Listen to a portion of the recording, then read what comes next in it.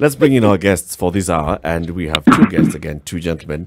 One of them is Clay Muganda. He's been a guest on the show before. He's a writer, he's an editor with The Standard. And we have Hesbon Owilla. He's a political communications and media expert. Good morning, Hesbon and Clay. Good morning. Welcome to the Situation Room. Today we're having a conversation about politics and culture. We've had a conversation from the morning. We had artists who came in and they were talking about, they are giving their perspective. And Mudhoni Drama Queen and Dan Aseda were saying, look, it is about the kind of leaders that we have. It's about the system, and now the system is rewarding leaders and sort of seeming to disenfranchise the voter.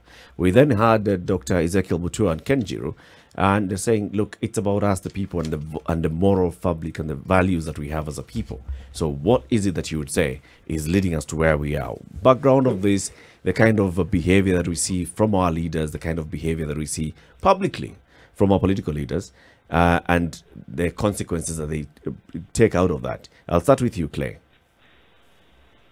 Good morning once more. Morning. Morning. Yeah, I think the problem starts with us. And because these leaders are not from space, these guys grew up amongst us. And I think it's just a societal problem. And when I say it starts with us, it's in two ways. It starts with us because it's a societal problem. These guys grew up amongst us, and this is the kind of behavior that they carry forward to any position of power that they assume. And how do they get to these positions of power? Because actually we elect them. We vote for them and cheer them on. Because like those two instances of Aisha Jumwa and Wafula, Sifuna. Thank you, Sifuna, yeah. There were people cheering them on. Nobody actually castigated them, or nobody booed. People were very happy because of the such utterances. So it's two mistakes. We make the mistake of electing these people even after knowing that actually this is what they're capable of. So we give them this platform as voters, give them that platform to perpetuate this bad behavior, which is among the society. I mean, like, which is what how we grew up.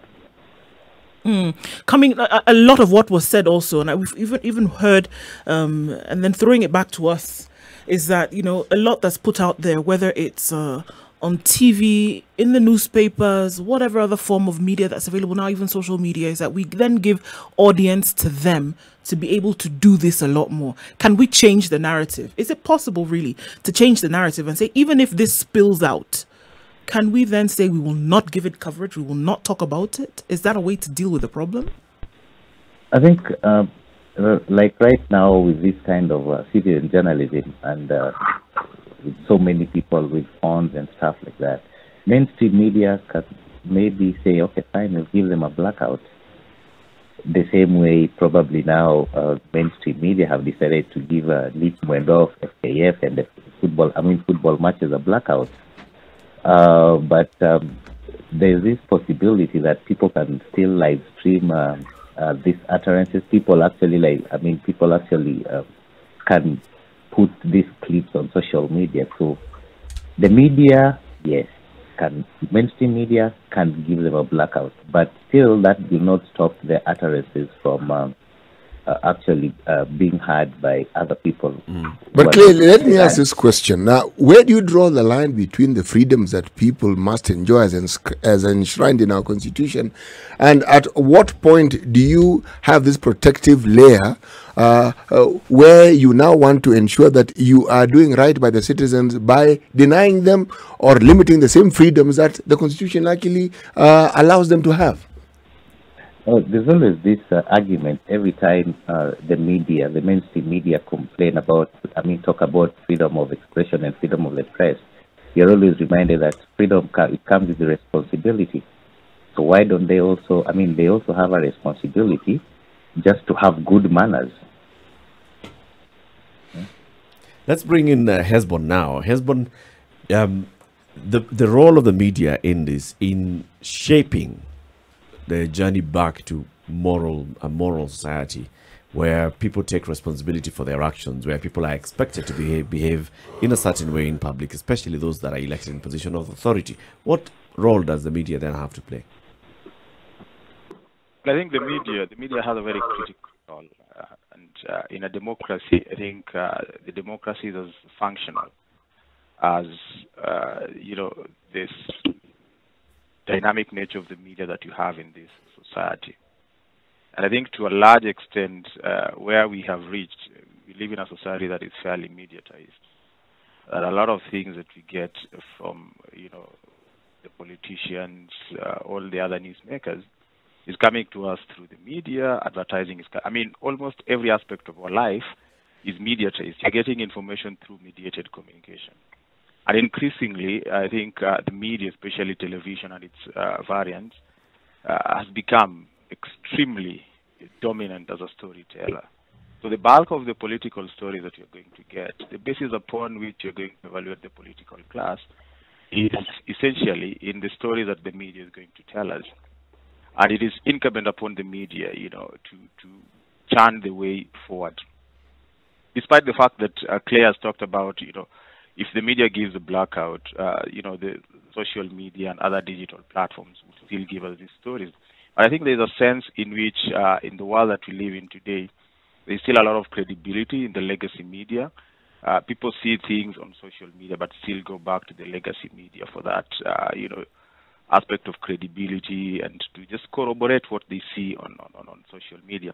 And therefore, that means that in trying to enculture people into a situation where we are conversing around political issues on the basis of issues and not what we saw in Msambweni, I think the media needs to come back to the basics, whether independent, public, private, whatever it is. I think it's important that we look at what scholars called, a mediatized society, where the logic upon which the media covers the powerful and mighty in the society is driven by the media and public interest, and not necessarily by political discourse. So if politicians, for instance, want to interpret stuff in a way that misleads the society, if politicians want to campaign in Msambweni on the basis of personal attack, I think the media has a responsibility not to focus on that and to bring us back to the media logic. What scholars say is that element of the media that responds to the societal issues, and the main reason why people in the society attach some sort of credibility in the media. There is some sort of trust we have in the media, and if the media is reporting it, then it is important to us and we need to pay attention to it. So and for me, I think it's just a question of the media going back to that, just focusing on issues that we need to pay attention to. And by and large, it will force politicians to start paying attention to the media logic and essentially the public interest element. So there is a responsibility here then that media has to push that. So do you see that in the past it has been that the media has fed into what society wants to hear, or that society has fed into what the media has put out? I think it's kind of both. Yeah, it's a question of the society is a lot more interested in the politics that we see today, the politics of personalities, the politics of insults, the politics of politicians who, instead of telling us what they are doing with respect to the manifesto that gave them the power, they're essentially changing the narrative to tell us other things. The politics of wheelbarrownomics, the politics of succession and all that. You see, that is what the public wants to hear. And what happens is that in that kind of a conversation, we'll be operating on a political logic, where it is politicians who decide what becomes news, what the media discusses, and who the media gives the opportunity to articulate issues, to illuminate issues along their logic. But it's not always that the political logic is in line with the public interest. And again, it's not like the media needs to give the public what the public needs. Actually,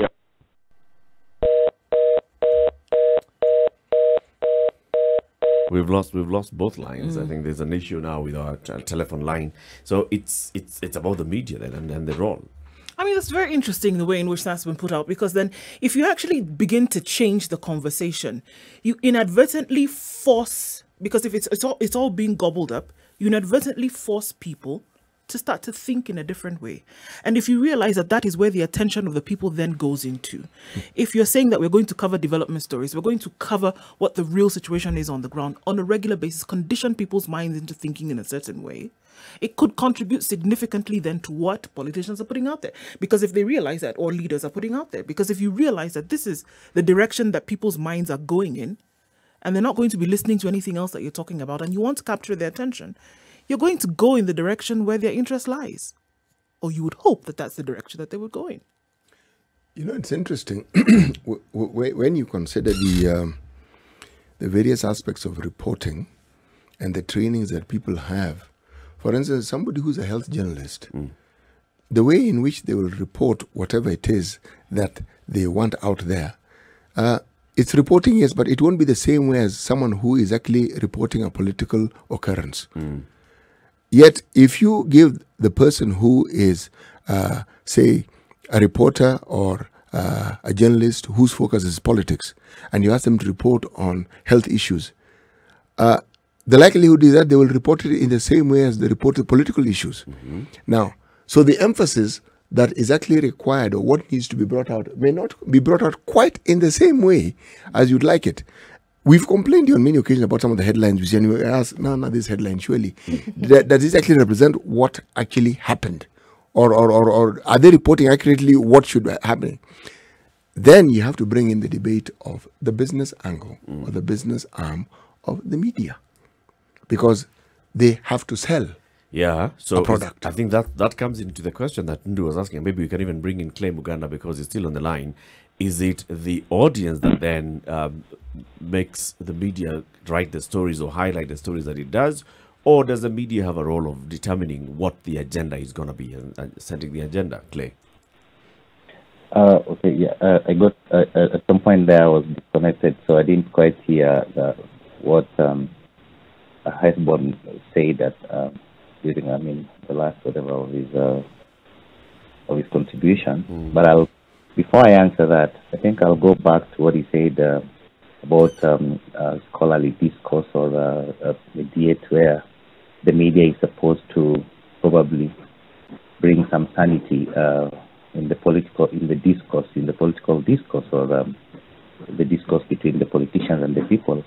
I think it becomes a bit of a problem because Kenyans like a lot of political noise. Kenyans don't, rarely do we listen to logic. There are very few Kenyans probably, when it comes to politics, who apply logic. People, when a politician speaks, like right now, a politician can come and start telling me that actually the way forward now is that we need to build grass-thatched houses. That is the way of the future.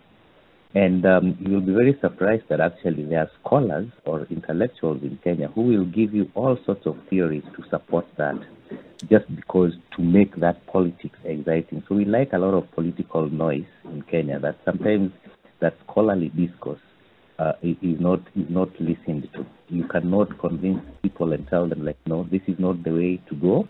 We need to go this way. But since their favorite politician has said it, and scholars actually supported it, they will go with it. But Clay, there are those that argue that we are where we are because the media led the people there. So constantly feeding the people politics and the political rhetoric that people have now gotten used to it, that they're like, if you're not giving me political rhetoric, and that's what I grew up knowing this to be the news, so where is the news today? But the media does not operate in a vacuum. We actually have to operate within a society. It's like, this is the society we live in. I always hear people complain all the time, oh, the media does not cover this, the media does not cover agriculture, we have a whole agriculture, we have a whole TV station that actually just deals with agriculture. Farmers How many TV, people yes. watch it? Yes, Farmers TV. How many people watch it? They will always complain. Sometimes we see stories in the international media about some innovation in Kenya. The Kenyan people always complain, oh, I only learn about these things from foreign media. Then when you check the local media, you find that the local media covered this thing probably 2 or 3 years ago and covered it extensively. So it's not about that the media does not give the people what they want. The people choose actually what they want to read, because a newspaper or a magazine or even your show, it's like a magazine. It has different segments, but people choose what they want to listen to. And because Kenyans like political noise, Kenyans will always go for the politics bit of it. So they consume it. Joining us this hour is Clay Muganda, writer and editor with The Standard, and Hesbon Owilla, who is a political and media expert. Now, in the room is Eric Latif and Nduoko and CT Muga. Back to the questions. I mean, the question that comes to my mind as I'm listening to all this, how exactly do you maintain that high moral ground and yet turn a profit? How do you do it? Clay. No, I think that is also, it's more or less like it's that chicken egg question. Because you need to have good content for people to consume, for you to make a profit. But at the same time, you need money to have this good content. So whenever people say, like, I don't consume local media stuff, but at the same time they expect you to have good content, you wonder, like, okay, fine, so how are you supposed to produce this good, to have this good content, this killer content and stuff? And also another thing people don't realize is that the media, as it is, it's a business also. And it always breaks my heart when I hear somebody who is a content creator out there saying that, oh, the Kenyan media is only interested in what will make the money. This is somebody actually who sells content to make money and is blaming it. What they don't realize is that they're just a smaller version of the media house, because we sell content. That's what we do. So I think it's all about, it still boils down to our consumers, and we need to accept, we have to admit that actually this is a business, and there are times when it can falter. And in as much as we try to get good content, we can only make money from this good content if actually people are willing to consume it. Because like for newspapers, it used to work for where you have high circulation figures, you sell that to advertisers, will attract advertisers. But how do you get this, first of all, high circulation figures? And it used to become a problem even for startups, magazines that are just starting out, because they tell you, no, you don't have enough circulation figures, you cannot advertise in your paper or in your publication. But how do you gain these high circulation figures? Because you need to have more money, probably even for the distribution and for getting killer content and stuff. So it becomes very tricky, and I think the people who get hurt most are the media. Hesbon, I want to ask this question. There's always been talk about how influential the media is. That's in the broad sense of the word. Is the media really that influential? I mean, media effect is a conversation that is indeterminate, because the media is only as influential to someone if that person consumes that media. But I would say that as a source of political information, I think the media is fairly influential. It might not have absolute influence because there are other things that come into the play. The reach of the media, individuals' participation in the politics and the understanding of the political situations, professionalism, partisanism, and of course in multi-ethnic society, the issues of ethnic identification and politics of belonging come into play. But to say that the media is not influential would be to miss the point, because the media sets the agenda, and politicians, to a large extent, use the media to frame conversations. And sometimes the media plays a bigger role by priming certain issues, and the society gets this sense that these are the most important issues in the society, and therefore these are the things that we need to pay attention to as we evaluate the political class. But simply put, when we are giving politicians power, we're essentially giving them power to allocate and distribute resources in the society. Now, the same politicians cannot come back to us and tell us that this is how I distributed resources in the society, this is how equitable it was, this is how fair it is, this is how we are developing because of how I allocated and distributed power. Now, that function comes back to the media, that it is now the media that is supposed to be telling us that you gave this member of parliament in this constituency the power for 5 years. Now, in the last financial year, for instance, CDF gave each and every MP in this country 137 million. So I would expect that it is the media that is at the forefront to tell me what is happening in Suna East, where I come from. What are some of these developmental aspects, of the national government which are funded by CDF to bridge that gap that my MP has managed to achieve with this 137 million? Because my MP, that trust is not in what my MP tells me. I just need to know that I gave him the power to distribute and allocate resources. He went to parliament, did his thing, he comes back with this money. But the media is supposed to be giving us a true reflection, because I have that trust in the media. And if the media does that, then it becomes a lot more powerful. And therefore we get to a situation where we mitigate the power of the media by either believing in what the media is telling us, depending on the credibility and integrity of the media, or believing more in the politicians. But the situation that we have today is the people we've given the power to allocate and distribute resources are the ones who are leading the conversations on how they've allocated and distributed those resources. And that basically tells you that there's a way in which the media is more interested in giving us what we want and not necessarily what we need. Because we need to know who did we give power. And in the next election, do they deserve to be given more power, or should we take it away? And the basis should be, how did they allocate and distribute resources? How did they represent us? What kind of laws did they make? It sounds idealistic, but I think if we keep this conversation of the media is looking for money, the media is struggling, and the media is still doing the same thing of giving the audience what the audience wants, then we may want to ask ourselves, is it about time? But Hesbon, start focusing on not necessarily what the audience wants, but what the audience needs. Hesbon, as we continue giving the audience the information that they want, then that's where a discerning audience should be able to look at what they need. So, for instance, if we are telling you the story of this is what this particular leader is doing, this is what they have said, this is what they are up to today on a daily basis, then you should be able to tell, is this the reason why I voted for them, or is it for a different reason? I think we've just lost Hesbon again in this particular one. Claire, you can come into with that conversation. The want versus the need.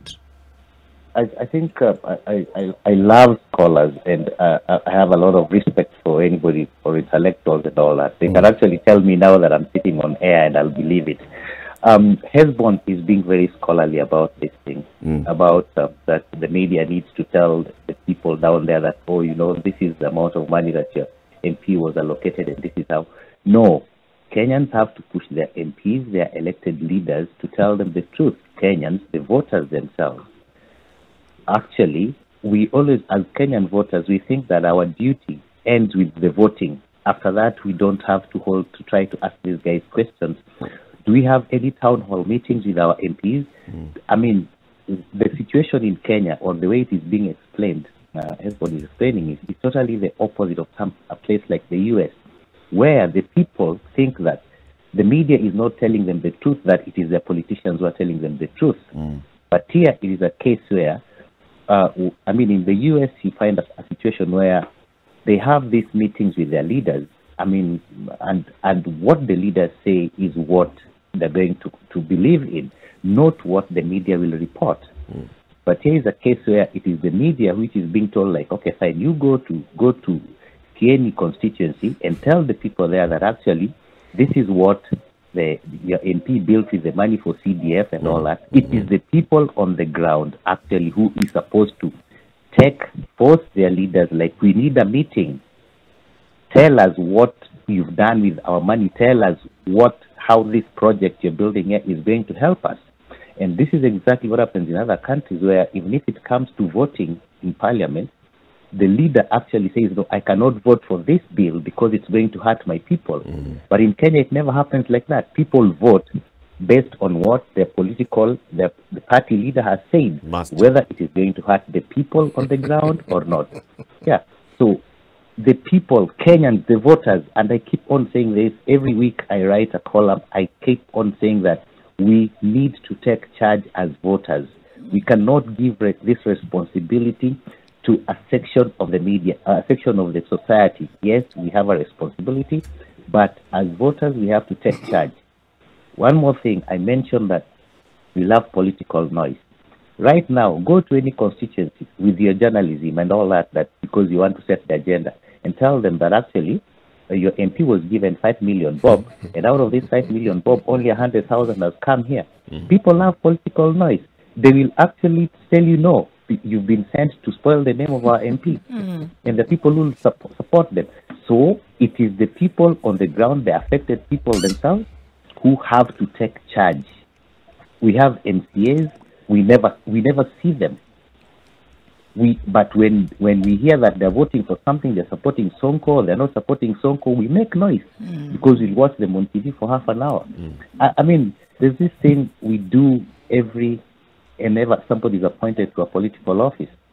It's somebody, they call it public vetting, that is done on TV. Yep. And people are very happy, they watch it and all that and say, like yesterday, the people who had decided that, who had already decided that this one, Sonko will go through this. Sonko will, and I'm wondering, like, this is too much political noise.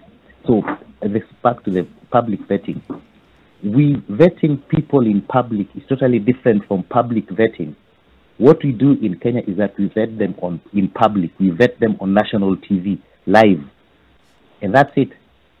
And then we call that public vetting. I mean, we call that vetted by the public. No. It is a section of people who have different interests, and they will pass them.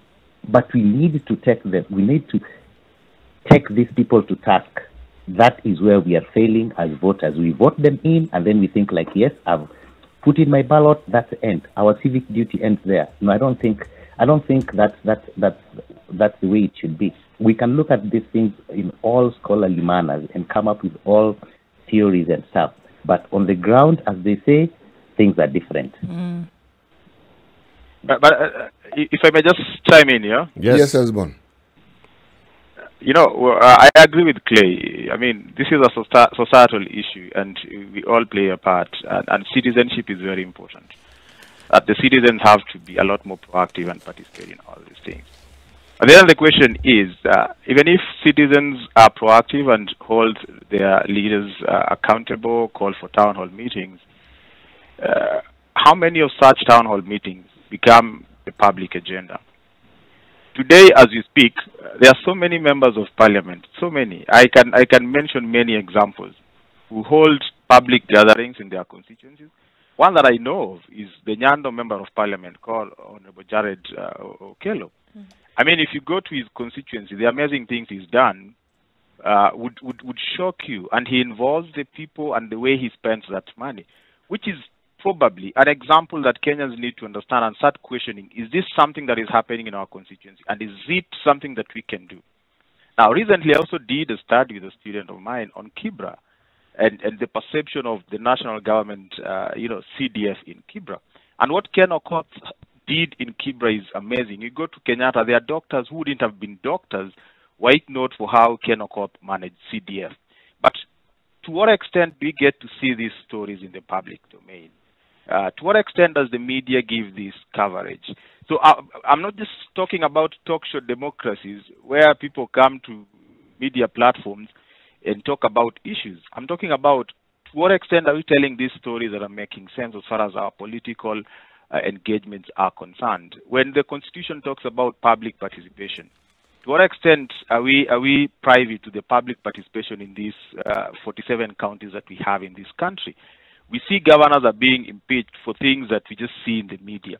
Have we gone to the ground? And I don't imagine a situation where everyone would be sitting in that, Athenian kind of democracy under a tree and hold political leaders accountable, and it will be known all over. I depend on the media, to help us understand that it can be done. It is happening in Laikipia. It is happening in Kibra constituency. It is happening in Nyando. And therefore, the citizens in other parts of this country where it is not happening will start questioning their leaders. They'll start calling for these town hall meetings. They'll start engaging more. And I think what probably we may need to ask ourselves is, do citizens even understand what MCAs are supposed to do? You know, so that when MCAs are impeaching a governor, to what extent do we even understand how this process is either flawed or not flawed? And I think that is the kind of thing I'm talking about, that it doesn't take away from, you know, the other profit-making activities of the media, because news is not the only thing that the media does to generate news. But at least if they are credible enough, they'll have enough eyeballs to attract advertisers. But then that credibility, the Reuters Institute of Journalism says that Kenyans have a higher trust in the media compared to so many other countries in Africa. Actually, 50% of Kenyans. People. Yes, so the media is good. So people trust the media. So we cannot, as media people, again tell people that, no, we now need to go under the tree. So even if we go under the tree, the media needs to tell us that under the tree is working. Call your MP, you have the powers, you know. Censor your MCAs, you have the power. And then the media needs to, you know, pronounce Hesbon, this and help people understand that it's working. Do I hear you to be saying the media isn't doing this? No, the media is doing this. The media is doing this. But I can tell you for free that, I mean, there is a tendency to focus on what the public wants. And I think the public wants to hear the conversations, the confrontations, like the ones we saw between, you know, ODM Secretary General and the Malindi Member of Parliament. The public wants to hear that. But what I'm saying is that what the public needs to hear is what Honorable Jared Okello is doing in Nyando. What the public needs to hear is what Ken Okoth, the late, may his soul rest in peace, did in Kibra. What the public needs to hear is probably what Governor Kivutha Kibwana is doing. What the public needs to hear more is the things that would help them become better civic citizens. But you have bad politicians. The good examples are few. See, like, I'm very sure the Nyando case has been covered. Kibera case was over-covered. Kivutha Kibwana case has been covered so many times. But now, that's it. The politicians, our politicians have bad manners. Our politicians are bad people. So the good examples are very few. Clay, is it really true that the good examples are few? I mean, like, or are the good examples only reported, like what Hesbon is saying? There could be so many good things that are going on, right? There could be so much that's going on in terms of development, but it's not being reported because there may be a misconception that it's not what people want to hear. It's boring. It's boring news. But there could be ways we have creative reporters, creative journalism, in ways making it interesting to hear that this is what actually is going on, and then you change the mindset that way. Is that not possible?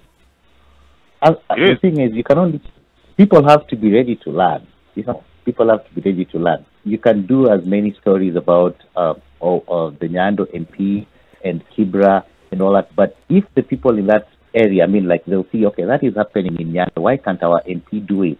So who is supposed to force the MP to do it? It is the people themselves, the people of that area where it is not happening. So I think the media does its fair share. It does its fair share, because the Nyando one, okay, fine, I've heard about it today. I've never heard about it, but I want to believe that probably it has been covered before. Clay, the point you make is a really valid one, but remember, I think what Hesbon is pointing to is the role of the leadership.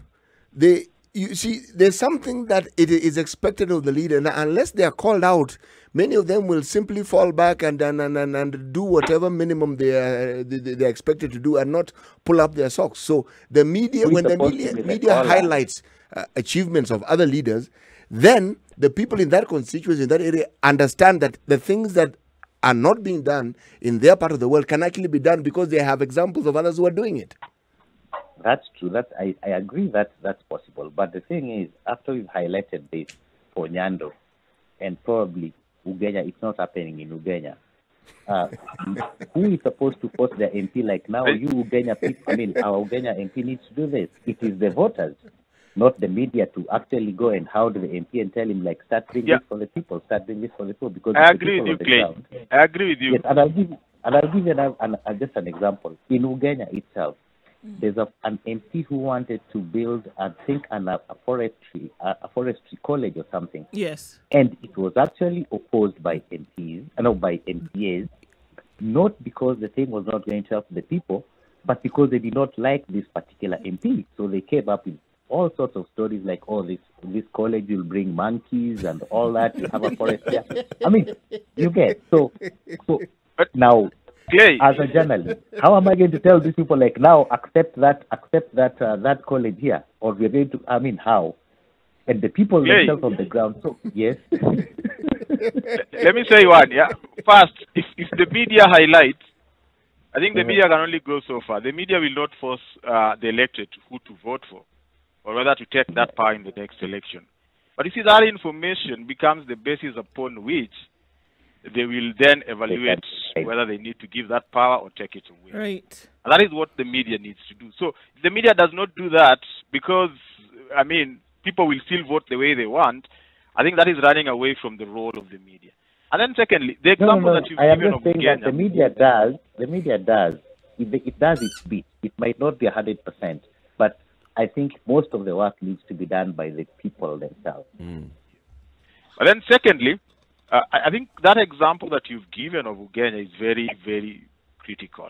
Because if the media understands that people are rejecting this proposal by the MP based on misinformation from the MCAs, I think it's incumbent upon the media to go deeper. Say that this is what the MCAs are raising, but this is what this college would do. In an ideal situation, this is the truth of the matter. If the media does that, it will leave it to the electorate. If they still want to believe in the MCAs who are misinforming them, then we would say that this is a rogue electorate. This is an electorate that cannot be held. But I'm not so sure we've reached that point. And it's not a question of blaming the media. It's a question of to what extent does that trust that we have in the media translate in the choices that we make? And how do we start this conversation of getting us from the politics of belonging, where it is more about if I give so-and-so power, what am I doing to the people who belong to me? Who am I denying, the political cloud? Because that is a conversation that I believe the media can start shaping. And there are all indications, that Kenyans are becoming a lot more conscious. Since the handshake, I think Kenyans have realized that the political class is just that. It's a political class. And That's true. to a large It's extent, taken them so long to realize that.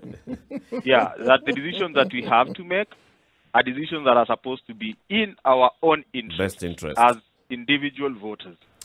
Hesbon, Owilla, and Clay Muganda, I want to thank you very much for joining us this morning and for sharing your insights and your perspectives on what needs to happen to shape then the conversation on our leadership. Is it culture and politics, and the role that the media has to play, the role that the citizens, the voters have to play, the role that the leaders have.